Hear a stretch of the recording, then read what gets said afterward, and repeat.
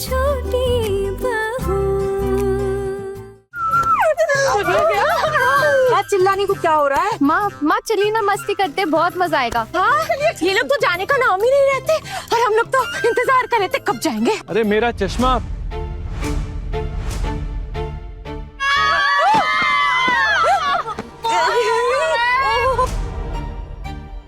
बहुत दर्द हो रहा है।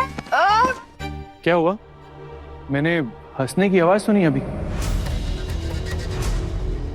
नहीं, कोई हंस नहीं रहा था देवर जी, हम तो दर्द से कराह रहे थे। ये अचानक से आहना के पेट में बहुत ज्यादा दर्द उठ गया था। वो मैंने चश्मा कहीं रख दिया है, देखना कहाँ है। क्या चश्मा भूल गए होंगे आप?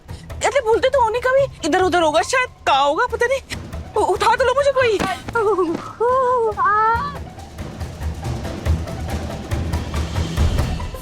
बहुत दर्द हो रहा है। बहुत दर्द हो रहा है। ओह ये ला, ये ना, तू ठीक तो? चश्मा आपका। ओह दर्द तो बहुत हो रहा है।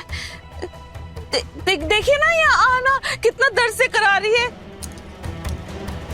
थोड़ा सा पानी डाल देती हूँ इसके सर पे, ठीक हो जाएगी। अरे मिता पानी लेके आना। मैं लाती हूँ। रो रो ट्राई पेट। जाओ पेट पर गीला कपड़ा डालकर थोड़ी देर आराम करो। बड़ी मम्मी, आप अपना ख्याल रखिएगा, कहीं ये सब मिलकर आपको किसी बड़ी परेशानी में न डाल दे। और तुम कितना नाटक कर रही हो? जरा से मामूली सी पेट के दर्द में तुम तो ऐसे कर रही हो जैसे किसी ने किडनी निकाल ली हो तुम्हारी। बड़ी मम्मी बोलिए इन्हें कमरे में जाने के लिए। हाँ तुम जाओ, सब इंतजार कर रहे, जाओ। तू उठा भी नहीं जा रहा। उठाओ उसको। अरे उठ जा, उठाओ। आराम से उठा लो उठा लो उठा लो।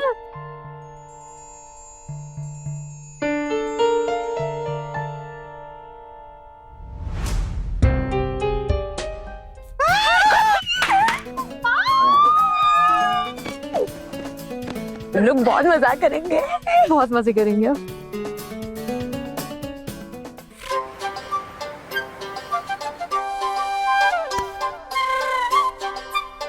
अरे देख क्या रही हो, चलो।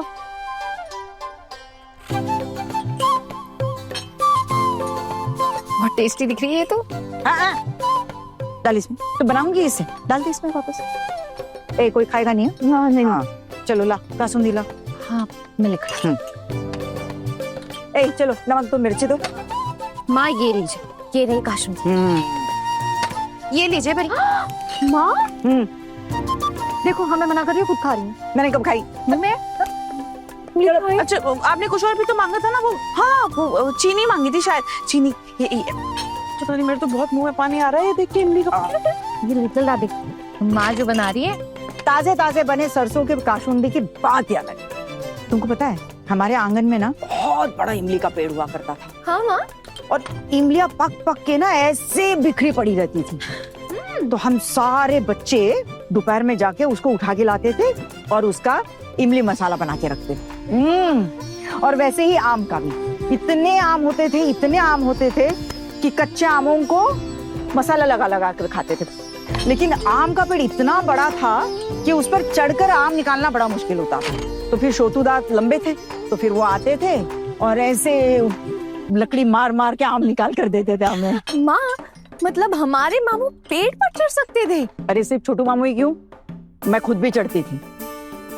और फिर तालाब में ऐसे डुबकी मारती थी, तैरने जाती थी, खूब खूब मस्ती करती थी बचपन में। वाह माँ, आपने तो बड़े सुंदर दिन बिताए। मैं भी जब अपने बचपन के दिन याद करती हूँ ना, तो आंखें नम हो जाती हैं। पता है माँ, हम ना गुड्डे गुड़िया की शादी करवाते थे। मेरा गुड्डा और मेरी सहेली सुक्की की गुड़िया की शादी करवाई थी मैंने। पता है बहुत मजा आया था। और शादी के बाद उसकी गुड़िया अपने ससुराल यानी मेरे घर आ गई। पता है सुक्की का रो रो के बुरा हाल हो गया था विदाई के समय, बहुत रोई थी वो। फिर मेरी माँ के मन में एक ख्याल आया। उन्होंने कहा कि शादी का सारा खाना वो खुद बनाएंगे अपने हाथों से। उन्होंने ना छोटी छोटी पूड़ियाँ बनाई, छोटे छोटे आलू की सब्जी बनाई और साथ में ना छोटी छोटी मिठाइयाँ भी बनाई। हम सब ने खूब मजे लेकर खाया और उसके बाद सुखी की माँ ने ना हमें न्योता भी दिया था। क्या दिन थे वो, कितना मजा आता था। काश पूरी जिंदगी भी वैसे ही गुजर जाती, गुड्डे गुड़िया की तरह।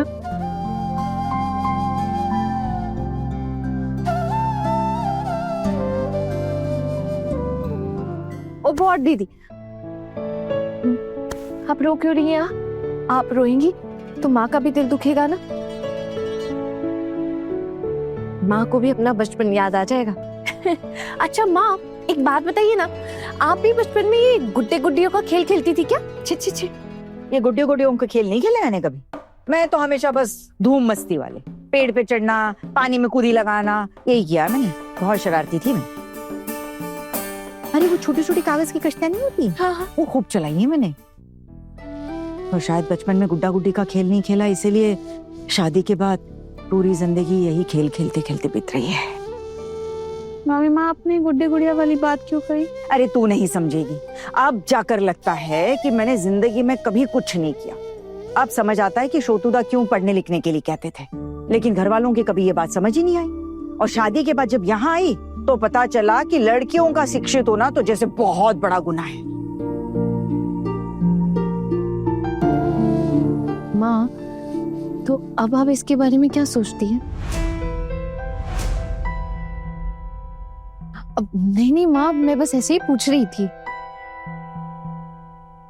आना, अगर मामी माँ का मन नहीं होता तो तू क्या परीक्षा में बैठ पाती? एक बार सोचना। इसके लिए तो मैं माँ की जिंदगी भर कर्जदार रहूंगी। मेरा एक ही शौक था और वो भी माँ की वजह से पूरा हुआ। वैसे अहाना, तुझे तो डांसिंग का भी बहुत शौक है ना? हाँ, तुझे बहुत पसंद है ना नाचना? वैसे मुझे सबसे ज्यादा क्या पसंद था मैं बताऊं? बता ना। मुझे ना साइकिल चलाना बहुत अच्छा लगता था। हाँ, मैं दिन भर साइकिल लेके इधर उधर घूमती रहती थी, कभी इस मोहल्ले कभी उस मोहल्ले, पूरे दिन मैं घूमती रहती थी। तू साइकिल चलाना जानती है? कभी तो तूने ये बात बताई नहीं। गरिमा, शादी से पहले ये बात बताती तो मेरी शादी हो पाती क्या? अब आप ही सोचिए, आप लोगों को अगर पता चलता कि मैं पूरे दिन मोहल्ले में साइकिल लेके घूमती रहती हूँ तो आप बनाती मुझे इस घर की बहू? कभी नहीं बनाती। क्यों बनाती? फिर चलो माना कि शादी से पहले नहीं बताया, लेकिन शादी के बाद कब ये बात बताई तूने? घर की बेटी और बहू एक जैसी नहीं होती है ना। आप ही सोचिए, जिस घर में बहू का पढ़ना लिखना पाप माना जाता है, उस घर में साइकिल चलाने वाली लड़की को कौन मानेगा भला? इसीलिए तो बस डर के मारे मैंने कभी बताया नहीं। वो तो आज सब अपनी अपनी बातें रख रहे थे तो ऐसे ही मुंह से निकल गया बस। वैसे आज जब सब अपने बारे में बात कर रहे हैं तो मैं भी कुछ बताऊं अपने बारे में? हाँ हाँ, बताइए ना, बताइए ना। अब तेरी कौन सी बात है? मुझे पता है मैं बताऊंगी ना तो माँ गुस्सा करेंगी। वो बौर दीदी, माँ गुस्सा नहीं करेंगी, आप बताइए ना। वो मैं ना गाना गाती थी। हैं? वो ऐसे वो हारमोनियम पे गाते हैं वैसा? हाँ। बड़े घर की छोटी बहू, रात 9 बजे दंगल टीवी पर।